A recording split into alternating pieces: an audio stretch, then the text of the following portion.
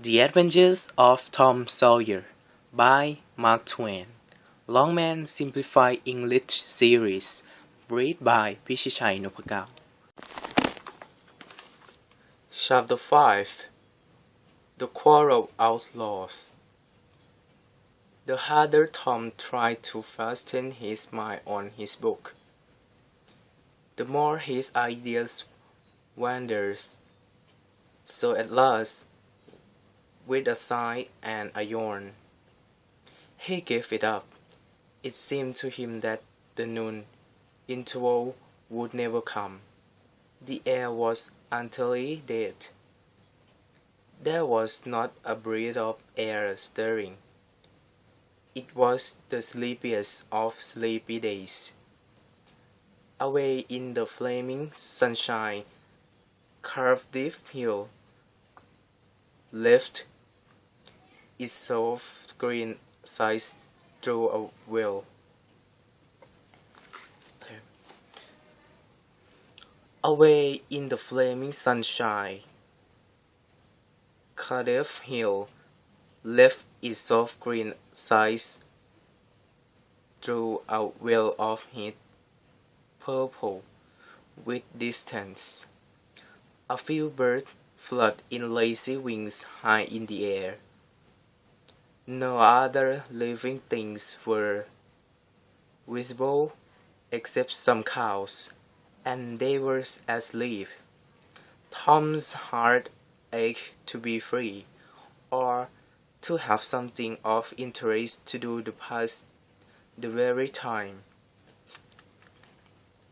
At last, the morning lessons ended, and Tom flew to Becky Treasure. They sat together with an exercise book before them, and Tom gave Becky two pencils and held her hand in his, guiding it, and so created another surprising house. Tom was in heaven. "Do you like rats?" he said. "No, I hate them." "Well, I do too. Live once." "But I mean that once, to swing around your head with a piece of string." "No, I don't care for rats much. What I like is chewing gum." "Oh, I wish I had some now." "Do you?" "I've got some. We'll share it." So Becky handed Tom his chair, and they sat chewing happily. "Have you ever been to a circus?" asked Tom. "Yes, and my father's going to take me again sometime if I could."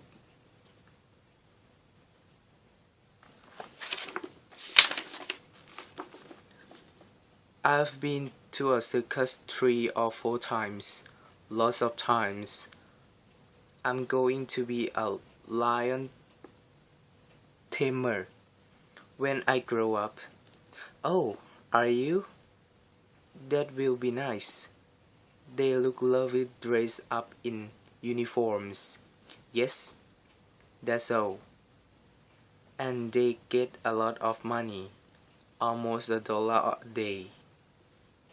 Ben Rogers says. "I say, Becky, please tell me that you won't have any friend but me, and that when we're coming to school or going home, you'll always walk with me, and I'll choose you at parties and you choose me."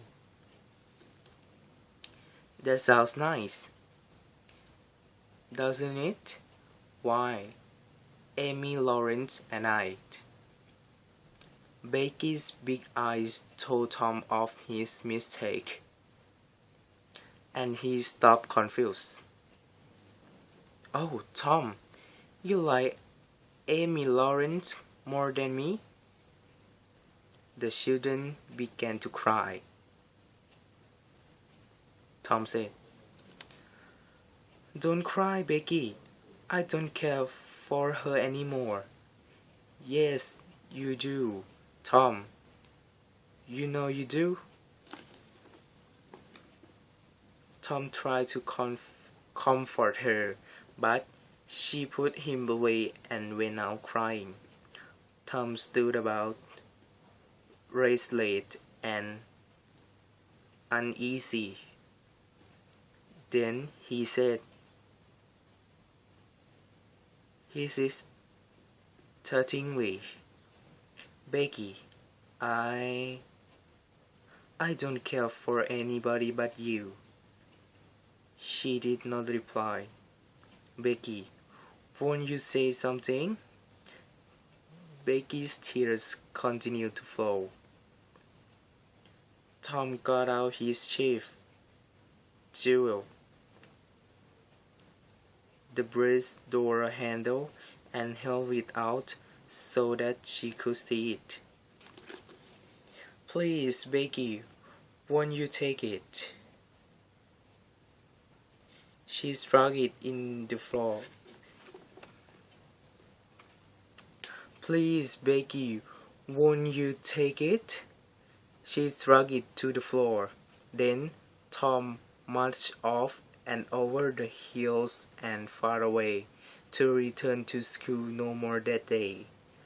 Half an hour later, Tom was disappearing behind Widow Douglas' house on the top of Cardiff Hill, and the school was hardly visible far away in the valley below him. He entered a thick wood, picked his way to the center of it, and sat down under a spreading oak tree. He sat for a long time, with his elbows on his knees and his chin in his hands. It seemed to him that life was full of trouble. He remembered a school friend who had died recently. It must be very peaceful, he thought, to lie and sleep and dream forever and ever with the wind whispering through the tree and over the glass, and flowers soft the cliff, and nothing to grieve about anymore. If he only had a good Sunday school record, he might be willing to go. Now, as to this girl, he had been very nice to her, and had been treated like a dog. She would be sorry someday, perhaps when it was too late. If he could die just for a short time. Just then the sound of a torn tin horn came faintly through the forest. Tom threw off his coat, raked away some dead branches from behind a rotten log, revealing a bow and arrow, a wooden sword, and a tin horn, and in a moment had seized these things and leaped away. He soon stopped under a great tree, blew an answering note, and began to tiptoe and look cautiously out. This way and that, he said softly to an imaginary company. Keep still, my merry man. Keep hidden till I blow. Joe Harper now appeared, dressed and armed as Tom. "Stop!" called Tom.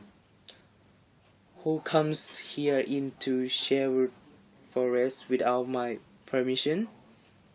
"I, a knight, need no man's permission," was William. "Dares address me with such insolence," said Tom, reminding him, for they were using the words of one of their favorite books, The Adventures of Robin Hood. "Was what William dares address me with such insolence? I, Robin Hood, as your proud body soon shall know." "That's famous outlaw. Gladly will I fight you. Guard yourself." They draw their swords, face each other, foot to foot, with swords crossed, and began a stern, careful fight. Presently Tom said, "Now you know how to do it. Let us fight faster." So they fought faster, breathing heavily and sweating with the work. Soon Tom shouted, "Fall. Why don't you fall?" "I won't."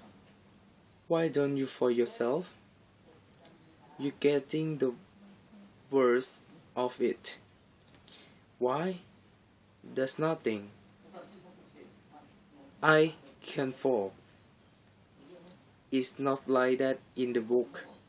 "The book says." Then with one backhand blow he killed the proud knight. "You have to turn round and let me hit you in the back."